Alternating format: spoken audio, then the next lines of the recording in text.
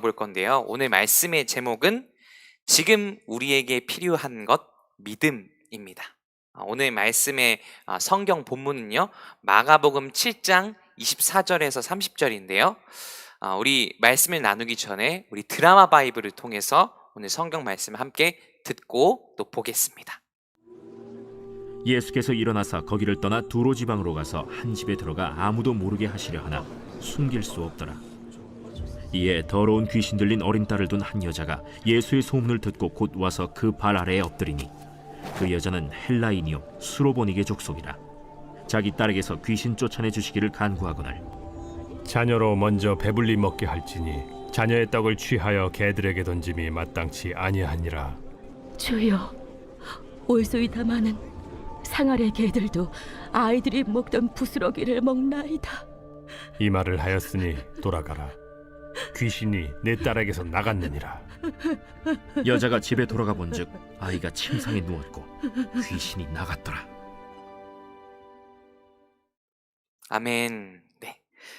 오늘 저희가 읽었던 이 마가복음 7장 24절 30절 말씀에서 예수님은 이제 수로보니게 여인과 만남을 가지게 되십니다. 그런데 사실 저는 솔직히 개인적으로 말씀드리면 오늘 말씀을 조금 준비하기가 힘들었어요. 왜 힘들었냐? 오늘 말씀에 어떤 구절이 있는데 이제 27절에 있는 이 어떤 말씀이 잘못 읽으면, 그러니까 잘못 해석하면 예수님이 마치 이 수로보니게의 여인, 자기에게 도움을 구하러 온 이 여인을 약간 모욕하는 것처럼 그렇게 들릴 수 있거든요. 예수님이 딸을 치료해달라고 수로보니게 여인이 예수님께 딸을 치료해달라고 부탁을 하니까 오늘 27절에서 예수님께서 이렇게 말씀을 하시죠. 우리 27절 말씀을 함께 읽어볼까요? 네, 읽어보겠습니다. 시작! 자녀들을 먼저 배불리 먹여야 한다. 자녀들이 먹을 빵을 집어서 개들에게 던져주는 것은 옳지 않다. 자, 이 말씀 잘못 해석하면 예수님께서 수로보니게 여인을 마치 개의, 도그에 비유하는 것처럼 그렇게 생각될 수 있습니다. 그런데 사실 예수님의 이 말씀은요, 이 수로보니게 여인을 콕 집어서 그 여인을 모욕하는 그런 의미를 담고 있는 것이 아닙니다. 예수님께서 사시던 당시 이스라엘의 역사적인 배경, 문화적인 배경, 시대적인 배경을 조금 이해하면 예수님이 단순히 이 여인을 나무라기 위해서, 이 여인한테 뭐라고 하기 위해서 이런 말씀을 하셨다는 게 아니라는 것을 알 수 있어요. 자, 이걸 이해하려면 이제 조금 여기서부터 약간 역사 막 얘기, 막 문화 얘기 나와서 조금 지루할 수 있는데 제가 약간 인터넷 강사 톤으로, 약간 설믹석 씨 톤으로 열심히 한번 해보도록 하겠습니다. 2000년 전 이스라엘에 살던 특별히 이스라엘 남자들, 흔히 이제 바리새인들이라고 할 수 있어요. 이 바리새인들 남자들은 하루에 3번씩 감사 기도를 드렸다고 합니다. 3가지 뭘 감사했냐면, 첫 번째로 하나님, 나를 이방인으로 태어나지 않게 해주셔서 감사합니다. 내가 유대인으로 태어난 것에 대해서 감사합니다. 두 번째로 하나님, 내가 여자가 아니라 남자로 태어난 것에 대해서 감사합니다. 이렇게 기도했다고 하고요. 세 번째로는 하나님, 내가 노예가 아니라 자유인으로 태어나는 것에 대해서 감사했다고 합니다. 그러니까 여기서 봤을 때, 이 3가지 감사의 기도 제목에서 봤을 때 우리가 뭘 알 수 있냐? 예수님이 살던 2000년 전 이스라엘은 굉장히 어떤 의미에서 가부장적이고 남성 중심적인 그런 사회였다는 걸 알 수 있죠. 또 이방인, 이스라엘과는 다른 핏줄을 가진 외국인에게는 조금 배척과 경계의 눈초리를 보내는 그런 사회였다는 것도 알 수 있죠. 또 뭘 알 수 있냐면 이스라엘은 낮은 사람으로부터 높은 사람까지 이 신분의 질서가 이렇게 탁탁탁 짜여져 있는 그런 신분제 사회였다는 것도 알 수 있습니다. 쉽게 생각하면요, 2000년 전 이스라엘은 우리나라도 마찬가지였을 거예요. 당시에는 모든 사람이 평등하다 이런 개념 자체가 없었습니다. 노예 같은 경우는 사람 취급이 아니라 물건 취급을 받았고요. 그리고 이 영상을 보고 있는 여학생들 좀 기분 나빠하지 마세요. 이건 2000년 전 이야기입니다. 여성들은 아버지 또는 남편, 그러니까 그 집안의 가장의 부속물로 일종의 재산으로 취급을 받았습니다. 그렇기에 여성이 남편이나 아버지를 동행하지 않고 가족 바깥에 있는 낯선 남자를 만나는 건 굉장히 위험하고 또 무례한 일이었어요. 마치 우리나라 조선시대랑 비슷하다고 생각하면 될 것 같습니다. 그리고 아까 얘기했던 것처럼 이 이스라엘 백성, 이스라엘 사람들에겐 이방인들은 배척과 경계의 대상이었고요. 언제든지 적으로 돌변할 수 있는 그런 대상이었습니다. 자, 그런데 오늘 말씀 속에서 예수님과 대화를 나누고 있는 이 수로보니게 여인은요, 이 세 가지 노예, 여자, 이방인 중에 두 가지나 걸립니다. 오늘 수로보니게 여인은 먼저 여성이자 이방인이었습니다. 이 수로보니게라고 하는 말은요, 조금 여러분 처음 들어봤죠? 생소하죠? 이 말의 뜻은 뭐냐면요, 여러분이 세계사 시간에 역사책에서 한 번쯤 들어봤을 법한 단어를 두 개 합쳐놓은 겁니다. 시리아라고 하는 어떤 동네 이름과 페니키아라고 하는 동네 이름을 합쳐놓은 게 수로보니게라고 하는 단어예요. 그러니까 수로보니게 여인은 말하자면 시리아 혈통과 페니키아 혈통의 혼혈 출신, 혼혈 핏줄을 가진 여인이었습니다. 근데 지금도 사실 안타깝지만 이 핏줄이 섞인 사람에 대한 사람들의 안 좋은, 좋지 않은 편견이 있어요.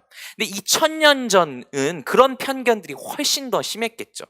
그러니까 이 여인은 아마도 시리아 페니키아 혈통이 섞여 있어서 어렸을 때부터 사람들의 자기를 향한 굉장히 좋지 않은 시선, 편견에 시달리면서 그렇게 살았을 겁니다. 자, 그런데 이 여인이 여자이자 이방인 것도 모자라서 한술 더 떠서 오늘 말씀 속에서 예수님이 이제 두로라고 하는 동네에 도착을 하세요. 그 두로라는 동네에서 이 여인을 만난 건데, 이 두로라고 하는 동네는 예수님이 사시던 이 갈릴리 지방, 예수님이 갈릴리 나사렛 출신이잖아요. 갈릴리 지방과는 약간 지역 감정이 있던 동네가 바로 두로였습니다. 두로라고 하는 곳은 성경에서 늘 시돈이라고 하는 동네랑 같이 세트로 패키지로 묶여서 등장합니다. 그런데 이 두로와 시돈 모두 시리아 페니키아 지방의 가장 큰 항구 도시이자 부유한 경제 도시였습니다. 그런데 생각해 보세요. 항구 도시니까 아무래도 비교적 앞에 바다만 있고 뒤에 막 산 있고 이러니까 비교적 곡식이 부족하지 않았겠어요? 그런데 겨울이 되면 곡식이 더더욱 부족해지니까 이 두로와 시돈 사람들이 곡식을 구하러 그나마 가까운 갈릴리 지방까지 내려가는 겁니다. 그런데 갈릴리 지방에 사는 사람들은 비교적 곡식은 많은데 뭐가 없냐면 현금이 없어요. 근데 갈릴리 지방에 사는 사람들은 늘 현금이 부족합니다. 왜요? 세금을 여기저기 내야 돼서 늘 돈이 부족했거든요.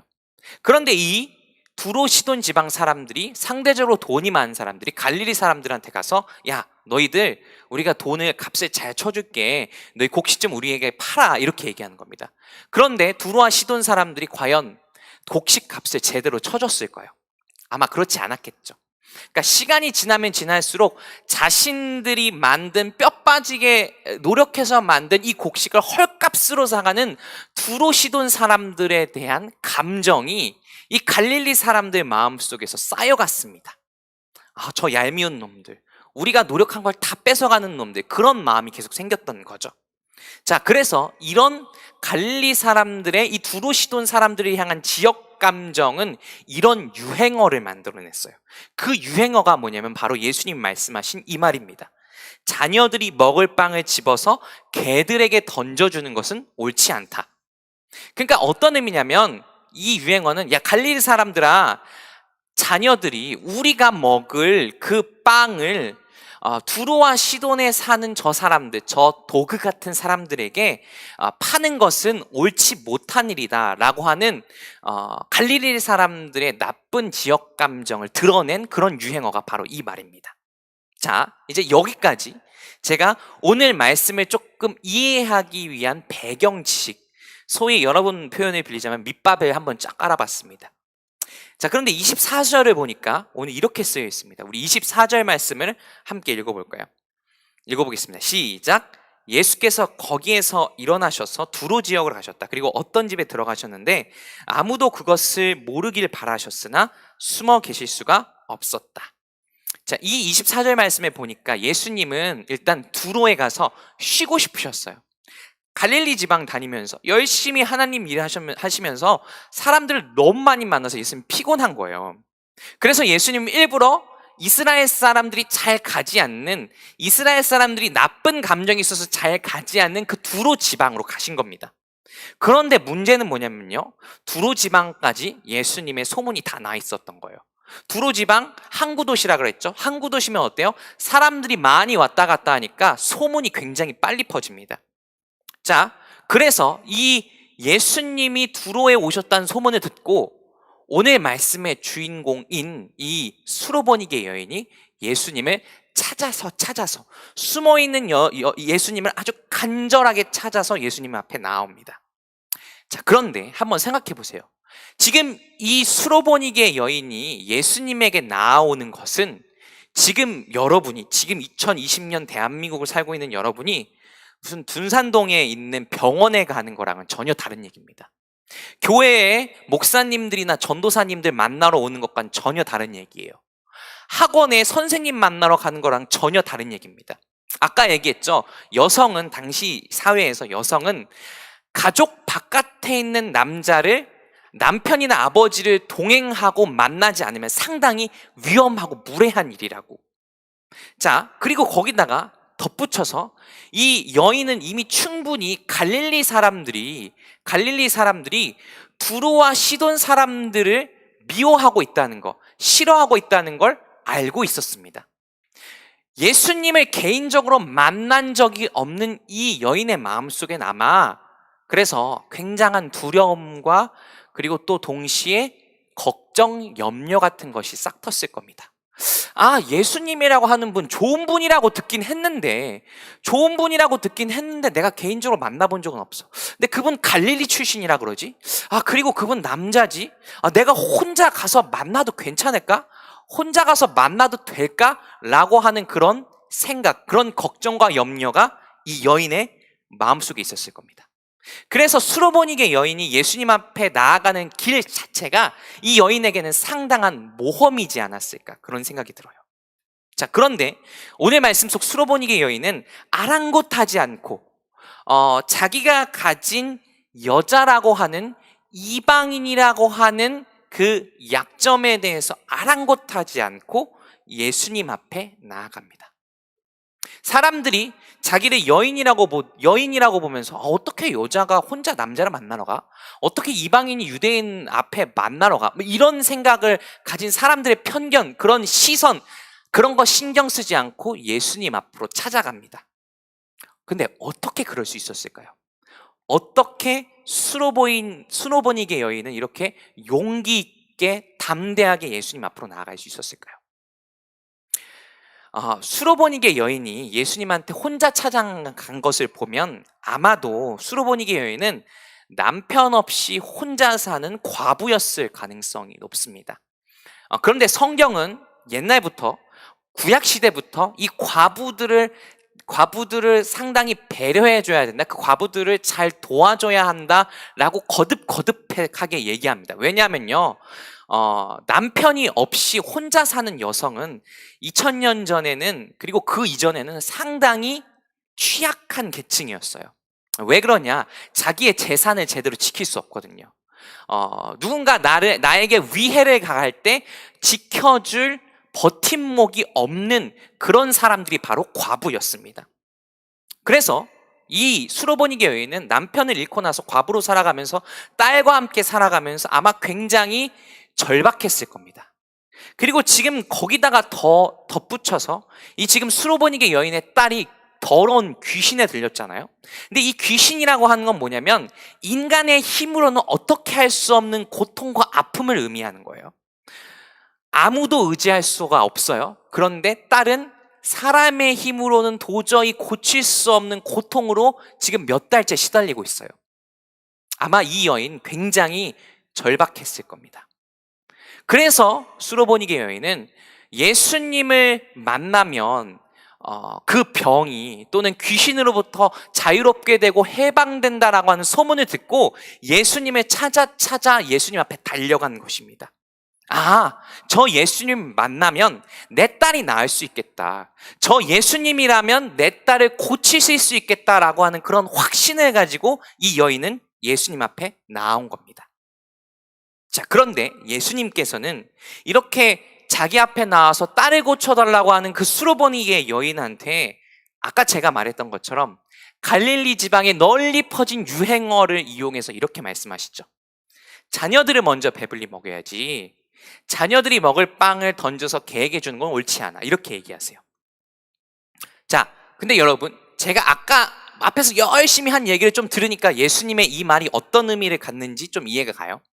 지금 예수님은 이 여인을 콕 집어서 너는 도구야. 너는 쓸모없는 사람이야. 이렇게 지금 모욕한 것이 아니라 두로와 시돈 사람들에 대한 일반적인 갈릴리 사람들의 생각을 말씀하고 계신 거예요. 자, 그러면서 사실 예수님의 이 말 한마디에는 어떤 깊은 의미가 담겨 있냐면 이런 겁니다. 야, 수로보니게 여인아, 갈릴리 유대 출신 남성인 나 예수랑 너 두로 출신 이방인 여자 사이인 너 사이에는 이렇게나 엄청난 넘어갈 수 없는 골짜기가 있고 너와 나 사이에는 도저히 넘어갈 수 없는 장벽이 담이 있어. 근데 너 그걸 넘을 수 있겠니? 라고 지금 예수님께서는 이 여인에게 말씀하고 계신 거죠. 그런데 여인은 끈질깁니다. 그런데 여인은 이런 예수님께서 말씀하고 계시는 그런 장벽, 그런 담 전혀 신경 쓰지 않습니다. 오히려 기분 나쁘게 들릴 수 있는 이 예수님의 말을 되받아쳐서 예수님을 설득하려고 합니다. 그러면서 28절을 보면 예수님한테 먼저 이렇게 부르죠. 우리 28절 앞에만 읽어볼까요? 네, 28절에 이렇게 이 여인이 얘기합니다. 예수님을 이렇게 부르죠. 주님이라고. 자, 그런데 여러분, 마가복음에서 이 수로보니게 여인처럼 예수님한테 아주 단호박으로, 심지어 예수님을 전에 만난 적이 없는데 첫눈에 보고 예수님 보고 주님이라고 부른 사람이 없습니다. 그런데 오늘 이 수로보니게 여인은 처음 만난 예수님한테 주님이라고 부릅니다. 왜 예수님 보고 주님이라고 한 걸까요? 이 수로보니게 여인이 예수님이 하나님의 아들이시고 그분은 온 세상을 구원할 메시아이시고 구약시대부터 예언자들이 말한 그분입니다 라고 하는 의미로 예수님을 주님이라고 부른 걸까요? 아닐 겁니다. 이 여인은 예수님을 주님이라고 부른 이유는 예수님은 분명히 내 딸, 지금 귀신 들려서 고통받고 있는 내 딸을 고쳐주실 수 있는 힘과 능력, 사랑과 은혜를 가지고 계심을 믿습니다 라고 하는 그 믿음의 고백으로 예수님을 주님이라고 부른 겁니다. 자, 그리고 나서 주님이라고 부른 다음에 여인은 아직은 내가 널 도와줄 때가 아니야 라고 그렇게 말하는 예수님한테 예수님을 조금씩 설득하기 시작하죠. 이렇게 얘기합니다. 상 아래에 있는 개들도 자녀들이 흘리는 부스러기는 얻어먹습니다. 근데 이 지금 여인이 말하는 이 부스러기라고 하는 건요, 생각해보세요. 상에서 떨어지는 남은 음식들을 의미합니다. 근데 여러분, 남은 음식, 뭔가 남아있는 것, 이거 생각하면 뭔가 지지난주 말씀이 좀 떠오르나요? 6장에서 보면요, 마가복음 지금 수로보니게 여인 이야기가 7장에 있고 그 전인 6장에서 보면 여러분 다 아는 굉장히 유명한 음식 먹는 이야기가 나옵니다. 바로 오병이어 기적 사건이죠. 아마도 이 두로라고 하는 항구 도시에 살아서 외부 소식에 밝은, 소문이 빠른 곳에 살았던 이 여인은 오병이어의 기적에 대해서 이미 알고 있었을 겁니다. 그 오병이어의 기적에서 예수님께서 5,000명을 먹이시고 그 5,000명을 먹인 다음에 12광줄이나 음식이 남았다라고 하는 거, 12광줄이나 부스러기가 남았다라고 하는 거, 이 여인 이미 충분히 알고 있었을 겁니다. 여인은 예수님께서 주실 수 있는 은혜가 사실은 5,000명을 먹일 정도로 너무나 큰 것이지만 지금 이 여인은 예수님, 나는 그 5,000명을 먹일 정도의 큰 은혜, 지금 나는 그거 필요 없습니다. 나는 예수님께서 베푸실 수 있는 그 엄청나게 큰 은혜 중에 작은 부분, 12광주리만 한 그 부분이면 나는 그것으로 족합니다. 난 그것으로 만족합니다. 그 은혜만으로도 나는 내 딸을 살릴 수 있다라고 하는 것을 믿습니다. 이 여인은 지금 이 말을 통해서 예수님을 향한 강한 신뢰와 겸손함을 드러내고 있는 거죠. 자, 그런데 진짜 놀라운 것은요, 이 짧은 말 한마디로 예수님께서 자기가 가진 생각을 바꾸셨다는 거예요. 이게 뭔 소리냐면요, 오늘 우리 31절, 오늘 말씀 30절까지 끝나고 31절 말씀 한번 읽어볼까요? 읽어보겠습니다. 시작. 예수께서 다시 두로 지역을 떠나 시돈을 거쳐서 데가볼리 지역 가운데를 지나 갈릴리 바다에 오셨다. 자, 지금 이게 뭐냐면 31절은 뭐냐면 예수님이 30절까지 수로보니게 여인을 만난 다음에 그 뒤에 예수님께서 방문하셨던 곳들을 이야기하고 있는 거예요. 근데 두로, 시돈, 데가볼리 전부 다 이방인들이 우글우글우글 살고 있는 이방인 지역입니다. 근데 여러분 생각해 보세요. 예수님 지금 두로에 뭐 하러 가셨어요? 쉬러 가셨죠. 그럼 예수님 거기서 푹 쉬고 다시 예수님께서 원래 활동하시던 이스라엘 사람들이 사는 갈릴리 지방으로 돌아오셨어야 돼요. 근데 예수님이 지금 어떻게 하신 거예요? 이방인들 사는 지역을 한번 쭉 투어를 하고 갈릴리로 돌아가신 겁니다. 이게 굉장히 이상한데요. 근데 이게 예수님 왜 이렇게 하셨는지 좀 설명해 드리면, 예수님께서 아까 수로보니게 여인한테 그러셨죠. 자녀들을 먼저 배불리 먹여야 한다. 여기서 말하는 자녀들은 누굴 의미하냐면요, 예수님과 똑같은 혈통을 가진 이스라엘 사람들, 유대인들을 의미하는 겁니다. 물론 예수님께서는 이 세상, 온 세상 사람들을 다 구원하러 오신 것은 맞지만 예수님의 선교 계획, 사역 계획 속에는, 시간표 속에는 먼저 이스라엘 사람, 나중에 이방인들, 이런 시간표가 있었어요. 왜냐하면 하나님께서 구약 성경에서부터, 구약 시대부터, 야 이스라엘, 너희들은 내가 선택했어. 너희들은 온 세상을 구원할 때 너희들은 나의 첫 번째 아들이야, 맏아들이야. 하나님께서 계속 이렇게 얘기하신 거거든요. 예수님은 이 하나님의 말씀을 이어받아서 그대로 먼저 이스라엘 사람들에게 나아가고 그 다음에 이방인들에게 가야 되겠다, 그렇게 생각을 하고 계셨습니다. 자, 그런데 이 수로보니게 여인과의 만남을 통해서 예수님의 생각이 바뀐 거예요. 그래서 예수님께서 아직 이방인들을 만날 때가 아닌데, 아직 이방인들에게 사역을 해야 할 때가 아닌데 이방인들에게 나아가신 겁니다. 근데 여러분, 이게 놀랍지 않나요? 이게 되게 신기하게 느껴지지 않나요? 사실 예수님한테 이 수로보니게 여인은 처음 만난 낯선 이방 여인에 불과합니다. 그런데 그 여인의 말 한마디로 예수님께서, 온 세상의 왕이시고 하나님의 아들이신 예수님께서 자기의 선교 계획, 사역 계획을 바꾸셨습니다.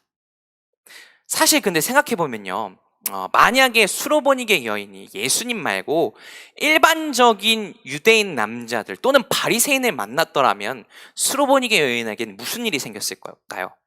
아마 바리새인 또는 일반적인 유대인 남자는 자신 앞에 찾아온 수로보니게 여인을 아마 사람 취급도 하지 않았을 겁니다. 그런데 예수님께서는, 우리 주님이신 예수님께서는 그들과는 다르게 수로보니게 여인의 말을 경청하시고 그 말 한마디에 설득되셔서 자신의 생각을 바꾸셨어요. 예수님은 대체 이 수로보니게 여인에게서 무엇을 보셨던 걸까요? 잠깐 이 질문에 대답하기 이전에 여러분에게, 지금 집에서 예배를 드리고 있는 여러분에게 묻고 싶습니다. 여러분은 믿음이 뭐라고 생각하세요? 저는 제가 이제 청소년 때, 저는 좀 머리만 이렇게 큰 사람이라 저는 믿음이 이런 거라고 생각했어요. 믿음은 나는 전능하신 아버지 하나님 아버지 천재 창조주를 믿습니다. 이걸로 시작한 이 사도신경의 내용을, 그 내용의 세세한 의미들을 내가 다 알고 그것에 동의를 할 수 있으면 난 믿음이 좋은 거다라고 그렇게 생각을 했어요. 근데 여러분, 믿음이 이런 거라면 믿음은 공부랑 똑같은 거죠. 그렇죠? 믿음은 머리가 똑똑하면 잘할 수 있는 거예요. 자, 그런데 마가복음은, 우리가 지금 내 삶에 들어온 마가복음이라고 한 시리즈로 계속 마가복음에 대해서 배우고 있잖아요.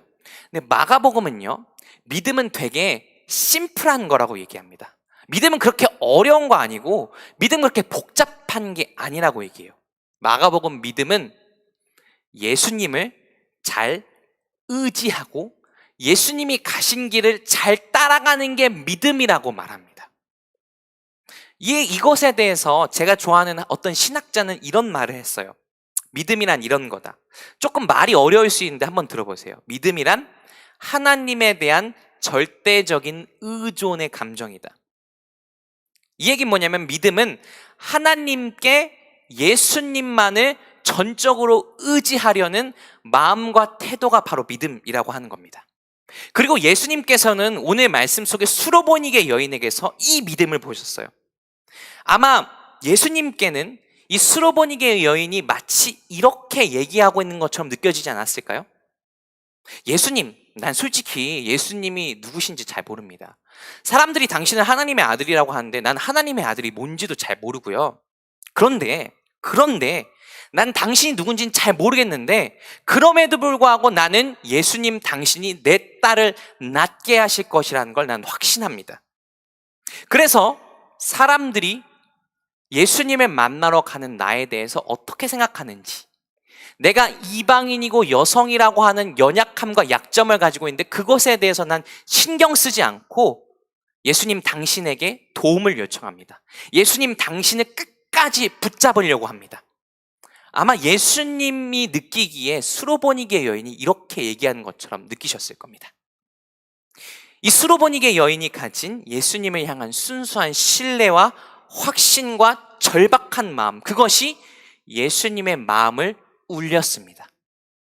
이방인이고 여성이라고 하는 그런 자기의 약점에 대해서 사람들이 가진 편견, 그런 거 신경 쓰지 않는 이 여인의 열정이 예수님의 마음을 바꿨습니다.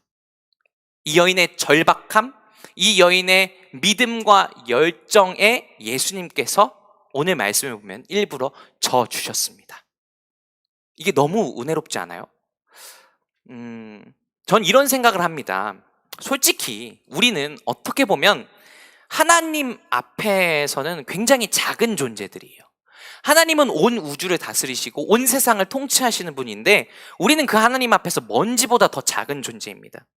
그런데 오늘 수로보니게 여인과 예수님의 대화가 이야기하고 있는 건 뭐냐면요, 던지는 메시지는 뭐냐면 하나님께서 우리의 믿음과 우리의 마음에 공감하셔서 이 세상을 다스리시고 통치하는 당신의 계획을 조금씩 수정하실 수도 있다라고 하는 겁니다. 왜 부모님이 자식이 때를 쓰면 못 이기는 척 자식의 뜻에 져주는 것처럼 하나님께서도 때때로는 우리의 순수한 믿음의 고백, 하나님을 향한 절박함, 그것에 져주십니다. 아니, 하나님께서는 언제든지 우리에게 져줄 준비를 하고 계십니다. 그래서 하나님께서는 우리를 저 하늘 위에서 이렇게 팔짱을 끼고 그래, 너희들 잘 사는구나, 잘 살아라, 이렇게 세상을 방관하고 계시는 그런 분이 아니라 하나님께서는 우리의 믿음에 민감하게 반응하시고 또 우리를 위해서 언제든 져줄 준비가 되어 계신 그런 분이세요. 왜냐하면 하나님은 우리를 사랑하시고 하나님은 우리를 당신의 아들과 딸로 부르셨기 때문입니다.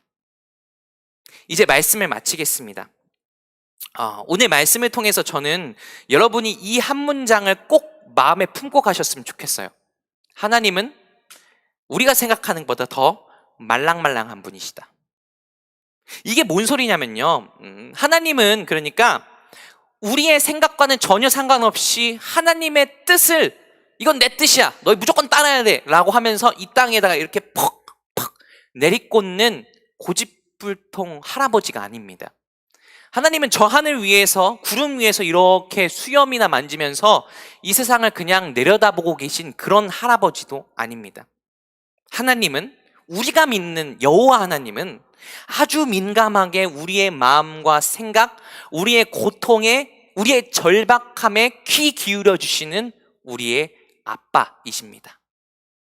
그래서 여러분, 코로나 같은 삶의 어려운 문제로 인해서 여러분 삶이 지치고 힘들 때, 도저히 어떻게 해야 될지 모르는 삶의 문제들 앞에서 하나님 앞에 묻지도 따지지도 말고 수로보니게 여인처럼 이렇게 외쳐보세요. 하나님, 좀 도와주세요.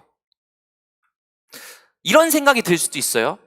나는 솔직히 매일 죄 짓고 회개하고 죄 짓고 회개하고 막 이런 삶을 반복하고, 나는 솔직히 내 자신이 보기에도 내가 싫을 때가 너무나 많은데 하나님이 나를 사랑하실까? 여러분, 이렇게 나 자신이 가진 약점과 연약함에 걸려 넘어지지 마시고 수로보니게 여인처럼 그냥 용기 있고 담대하게, 그리고 절박하게 하나님 앞에 나아가 보세요. 친구들이 아마 이렇게 얘기할 수도 있어요. 여러분 주변에 교회 다니지 않는 친구들이 주일날 교회 가는 여러분을 보면서, 그리고 온라인으로 예배를 드리고 있는 여러분을 보면서 이렇게 얘기할 수 있어요. 야, 너 교회 왜 가? 야, 너 일요일 아침인데 지금 놀러 가야지 왜 그걸 들여다보고 있어? 온라인 예배가 뭐야? 그거 왜 봐? 이렇게 얘기할 수도 있어요. 그런데 하나님 앞에 나아가는 여러분을 향한 사람들의 시선과 편견, 그런 것 신경 쓰지 말고 정말 묻지도 말고 따지지도 말고 하나님 앞으로 나아가 보세요. 그렇게 우리가 하나님 앞에 나아가 그분께 절박한 마음으로 하나님께 순수한 믿음을 보여드리면 하나님께서는 우리에게 부스러기만한 은혜가 아니라 5,000명을 먹이셨던 풍성한 은혜를 부어주실 것입니다. 주님 앞에 순수한 믿음으로 나아가는 여러분 되기를 축복합니다.